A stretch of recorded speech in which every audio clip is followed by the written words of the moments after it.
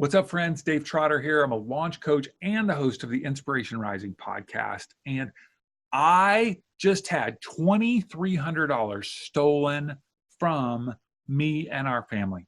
Can you believe that? Just yesterday, it happened. Let me tell you the story. We opened up a letter yesterday afternoon from the Internal Revenue Service. Now, anytime you get a letter from the IRS, it's not a good thing for me. My stomach drops if it's coming to my business or our family, whatever. It's just like, oh man, this is not going to be good. My wife opens it up. There is a bill for $2,300 and change that we owed the IRS. I'm thinking, oh my gosh, like my mind starts spinning in those moments. Everything starts getting like foggy and wobbly and going, okay, did our accountant, calculate it wrong? Is there something from another year? Like you just start panicking. I do on my head. And then I looked at Laura and I said, that number looks really similar to what we owed the IRS a couple months ago, the amount that we paid them already. I wonder if something got crisscrossed in the mail. And she said, well, no, the check's already cashed though. I know that they cashed it 2 days after it was sent. And so she began to do some research online and she pulled up the check that had gone through. You know how you go on and you can see the check that's kind of gone through, and she pulls it up and prints it out. And on that check, the name Internal Revenue Service was gone. It was no longer on the check. And the little space in the note section where you put the year and whatever the information is about the filing, gone, totally blank. On the check was somebody else's name. It said Aubrey and then a last name. I couldn't believe it. I'm looking at this name on there. It's this beautiful little woman's handwriting, Aubrey and the last name. What the heck? Somebody stole our check, erased Internal Revenue Service somehow, I don't know, got rid of it, and they cashed the check. $2,300 gone, stolen from us. That is really, it's discombobulating, right? It's overwhelming. It's like, what do you do in that moment? It made me start to think about when I talk to people like you and me, right? When we're doing life and we get sucker punched just out of nowhere, something happens that we weren't anticipating. Either we get an illness, a diagnosis, somebody in our family, all of a sudden we have conflict. Maybe our partner is not wanting to be in our relationship anymore. Maybe a child has made a decision that we really don't, anticipate. Maybe there's a DUI. Who knows what it might be? Something comes out of the blue that we were not anticipating, and it just feels like somebody just walked up to us and just sucker punched us right in the gut. I hate when those things happen. It's out of our control. The question is, what do we do in those moments? What do I do when somebody steals $2,300 from me out of the blue? I didn't ask for that. Like they just took it. I started thinking about two questions that I ask myself in those moments to help me come down from all of the high emotions, the feeling of helplessness, the feeling of rage, the feeling of feeling violated. Two questions help me in that moment regain clarity and regain peace. All right. First question is, what can I control? When everything feels out of control in that moment, like, oh my gosh, somebody just stole this money from me. I feel so violated. What do I do? What can I control? That's the first question. That's what I would encourage you to ask when you feel overwhelmed or out of control when something happens that you didn't ask for. What can I control? Well, for my wife and I was busy working on some projects, and she said, okay, I'll take the lead on this. We agreed, call the bank first. She was like, I'm not calling the bank. I'm going down to the bank. I said, all right, I like that about you. Take an action. So what can I control? I can go down to the bank. I can tell them what happened. She did that. They said, okay, well, we want to see your signature because they, want to make sure she wasn't the one who wrote out that name, Aubrey, and the last name, and cashed it. She had to write the alphabet down long, on this long sheet of paper over and over again to make sure that her handwriting didn't match that. Great. That's something that she can do to control it. She went through their fraud process. Okay. all things that were within her control. The second thing that we did was called the IRS, alerted them of the situation. That's in our control. So all of a sudden, this situation that feels out of control, where you're feeling violated, those are two things we can do. Call the bank, go to the bank, call the IRS. What about you? Think back to a situation, maybe it's recently, where you felt completely sideswiped. Somebody came out of nowhere and did something, said something, something happened to you. You were not anticipating it. What was the first thing you did? You might have flipped out like we did, like, oh my gosh, what's that? But then what could you control in that situation? Anytime you can answer that question, what can I control? What can I do? All of a sudden, peace comes to your mind, and an energy, right? There's this jolt of energy from the anger or the surprise, the violation, whatever it is, to move you toward action. So if you can move that all those emotions, instead of allowing them to be bottled up or take you high up in the clouds and your mind starts swirling and getting all foggy, if you can move toward action in that moment, you can start to get things done. So immediately my wife went to the bank. Immediately we called the IRS. The IRS said, hey, we'll take away the late fees, the amount of interest that is accrued, which is like $7 or something. It was like not a big deal. That still is going to be on there. But unless you want more interest to accrue, you have to pay that amount of money by midnight tonight. Well, thankfully, we had that amount of money that we could spare for a couple weeks in order to pay the IRS. I guess if we wouldn't have had it, we could have put it on credit card or something, asked a friend to borrow it. So $2,300 goes to the IRS last night. It's the second time we've paid them that. Right? But that's okay. It's something we could do. It was in our control. So those are action steps that you can take. In the midst of challenge, what can I control? The second question, very, very important question, is what can I not control? Okay, I've determined what I can control. What can I not control? Just by naming those things, it can create peace and energy toward taking action. Well, the things that I can't control in the midst of this is I can't control Aubrey. Whoever this person was, I can't control his or her actions. I can't control the response of my wife. Like, right, if she's having a different reaction than I am, I can't control that. I can just be my own self. I can't control the amount of time that it's going to take in order to get that money back.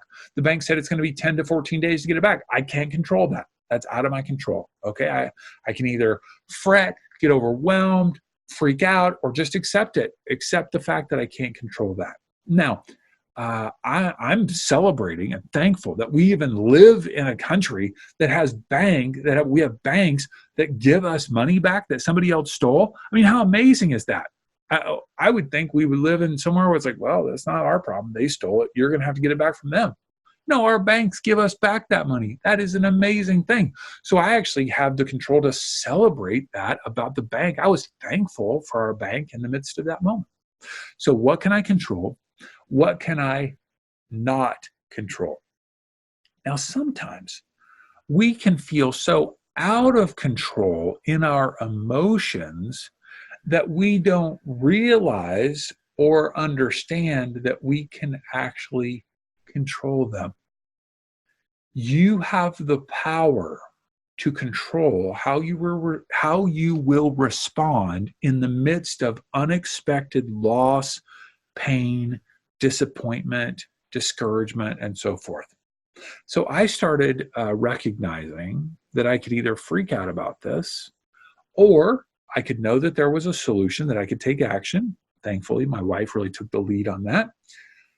And that I had the power to control my emotions. So I naturally started cultivating empathy for Aubrey. I started thinking, well, and I assumed it was a girl.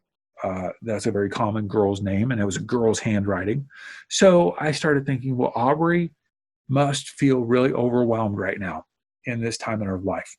Aubrey must be down and out. Aubrey must feel like she doesn't have a lot of options.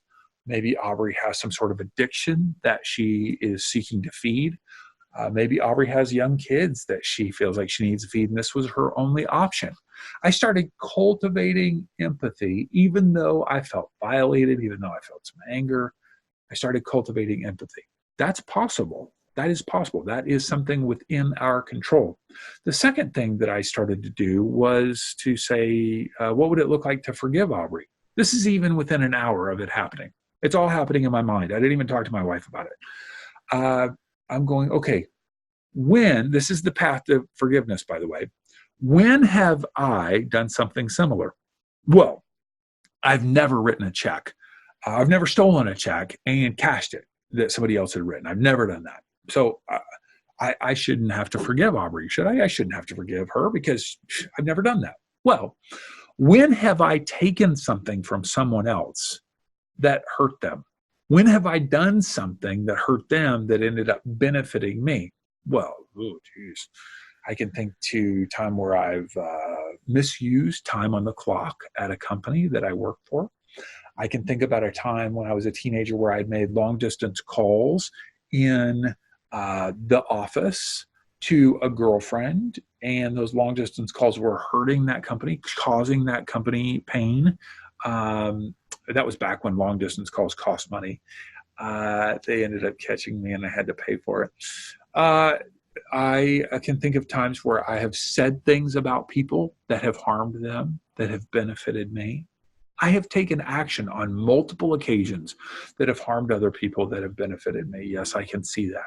Okay.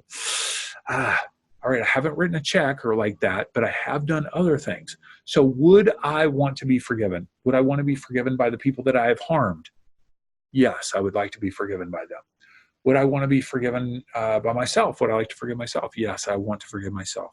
Would I want to be forgiven by the divine? Yes, I want to be forgiven by the divine. Okay, so if I am in need of forgiveness, then I wonder what it would look like for me to extend forgiveness to Aubrey.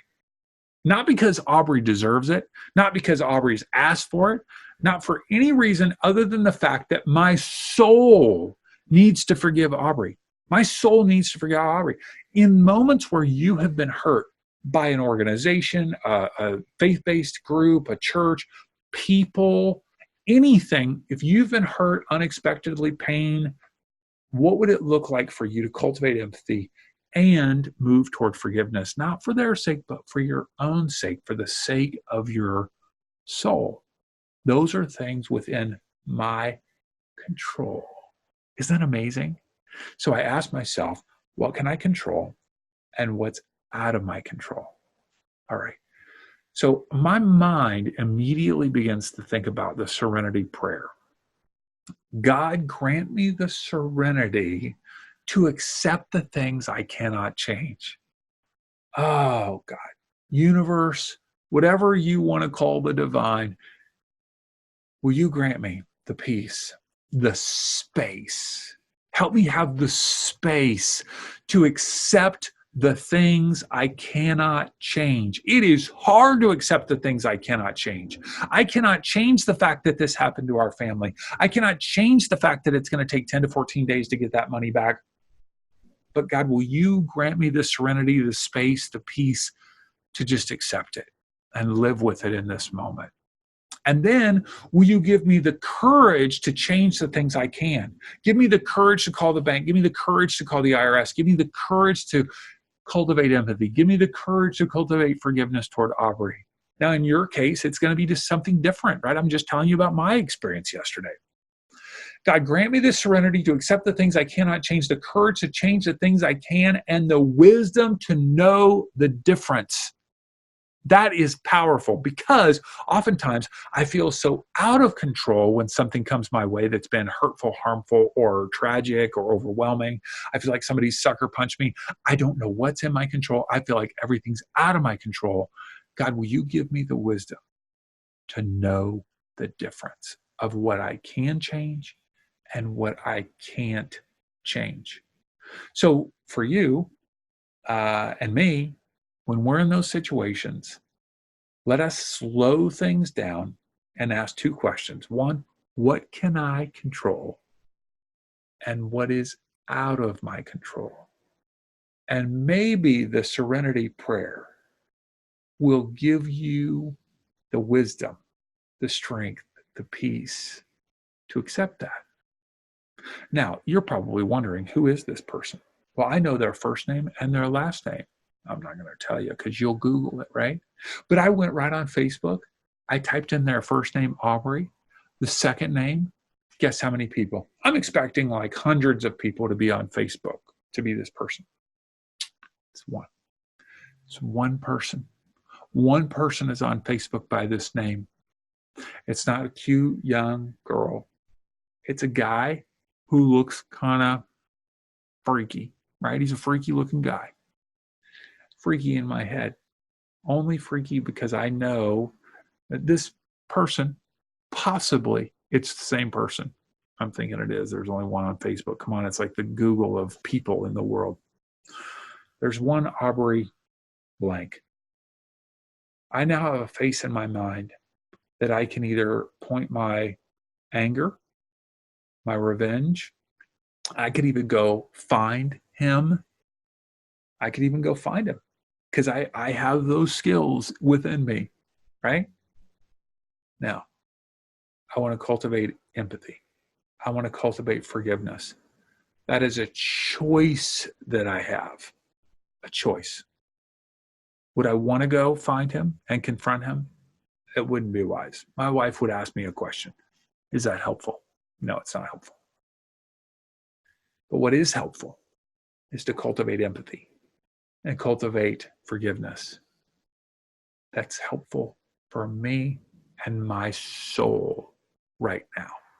So may you have the courage to ask those two questions. What's in your control and what's out of your control? And may the Serenity Prayer even give you peace in the midst of you processing through and working through whatever challenge has come your way.